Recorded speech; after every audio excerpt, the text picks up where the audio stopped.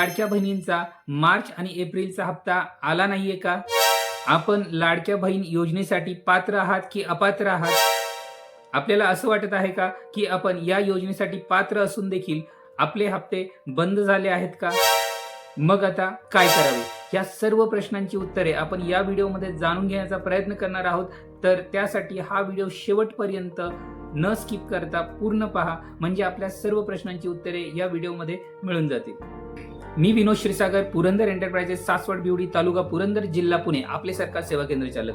पुन्हा एकदा आपलं सर्वांचं स्वागत आहे पुरंदर शेतकरी विशेष या आपल्या युट्यूब चॅनलमध्ये. लाडक्या बहिणींनो आणि भावांनो, आपल्याला स्क्रीनवरती दिसत आहे महत्वाची सूचना, लाडकी बहीण योजना.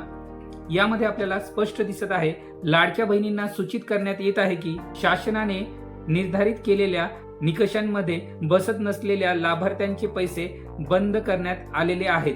दुसरा मुद्दा, ज्यांच्याकडून ई-केवायसी राहून गेली आहे किंवा ई-केवायसी मध्ये काही चुका तफावत आढळली आहे, अशा लाभार्थ्यांचे पैसे बंद करण्यात आलेले आहेत. तर बहिणींनो, इथे पूर्णपणे व्यवस्थित सूचना आपल्याला दिलेली आहे कुणाचे पैसे बंद होणार आहेत ते.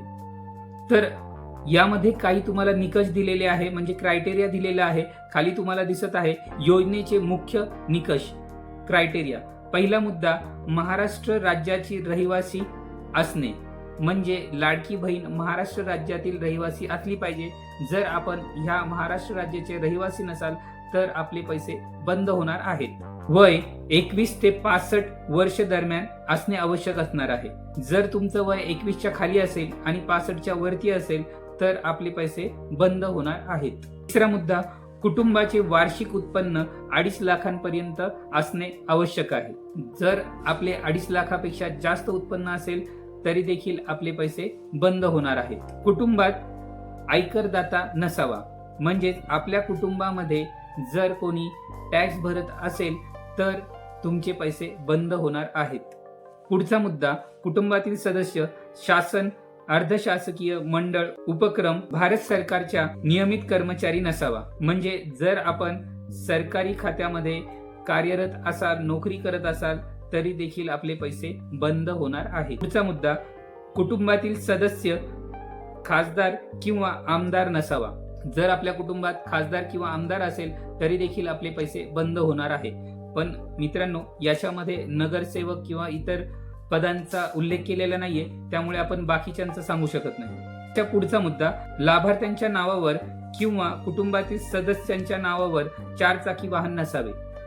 तर लाडक्या बहिणींनो, ही योजना जेव्हा राज्य सरकारने राबवली होती त्यावेळेस लाडक्या बहिणींच्या नावे जी 4 व्हीलर होती त्यांनी ती कुटुंबातील व्यक्तींच्या नावे किंवा आपल्या मिस्टरांच्या नावे केली होती.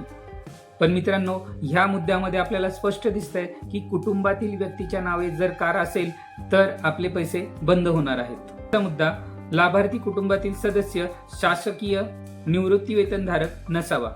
जर आपल्या कुटुंबातील कोणत्याही व्यक्तीला शासनाची जर पेन्शन मिळत असेल तरी देखील आपले पैसे बंद होणार आहेत.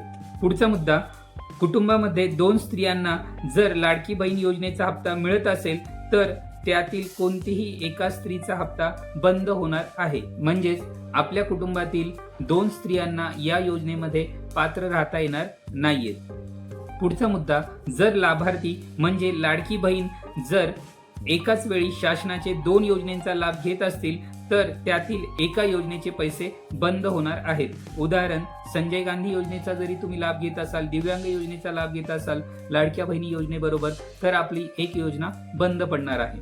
दुसरी महत्वाची सूचना म्हणजे, ज्यांचे पैसे आता बंद झाले आहेत त्यांना कोणतीही नवीन ई-केवायसी करण्याची किंवा पुन्हा संधी उपलब्ध होणार नाहीये. शासनाच्या पुढील निर्देशानुसार लाडक्या बहिणींना या योजनेची सूचना केली जाईल. त्याच्यानंतर आपल्याला खाली महत्वाची सूचना दिसते, या योजनेबाबत अधिकृत माहिती फक्त महिला व बाल विकास विभाग, महाराष्ट्र शासन यांच्या अधिकृत संकेतस्थळावर उपलब्ध असणार आहे. म्हणजे आपल्याला दुसरीकडे कुठेही कोणत्या साईटवरती किंवा कोणते मेसेज येत असतील तर ते फेक असू शकतात, ते लक्षात ठेवा. इथे तुम्हाला दिलं आहे पुढेच, कृपया लक्षात घ्या, कोणत्याही अफवा, बनावट संदेश किंवा खोटी माहिती विश्वास ठेवू नका. फक्त अधिकृत माहितीवर विश्वास ठेवा.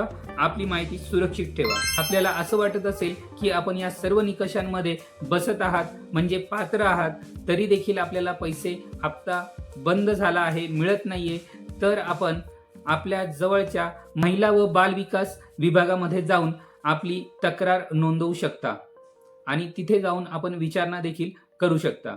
पण त्याच्या आधी नक्की लक्षात घ्या की ह्या निकषांमध्ये आपण पात्र आहात की नाही आहात. त्यानंतरच आपण महिला बाल विकास विभागामध्ये जाऊ शकता. तुमच्या जवळच्या पंचायत समितीमध्ये हा विभाग असू शकतो.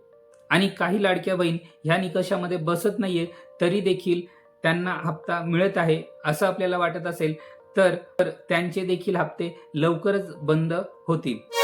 तर लाडक्या बहिणींनो, ही होती महत्त्वाची अशी लाडक्या बहिणींसाठी अपडेट. अपेक्षा आहे की आता हा व्हिडिओ पाहून आपल्या मनामध्ये कोणतीही शंका राहिलेली नसेल की कोणत्या बहिणीला हप्ता मिळणार आहे, कोणाला मिळणार नाही, कोण अपात्र आहे, कोण पात्र आहेत, हे सर्व आपल्याला समजलं असेल. आपल्याला हा व्हिडिओ, ही महत्त्वाची माहिती आवडली असेल तर नक्कीच आपल्या पुरंदर शेतकरी विशेष या यूट्यूब चॅनलला लाईक, शेअर, सबस्क्राईब करायला विसरू नका. तर मित्रांनो आणि लाडक्या बहिणींनो, भेटूया अशाच एखाद्या दुसऱ्या महत्त्वाच्या व्हिडिओमध्ये. तोपर्यंत धन्यवाद.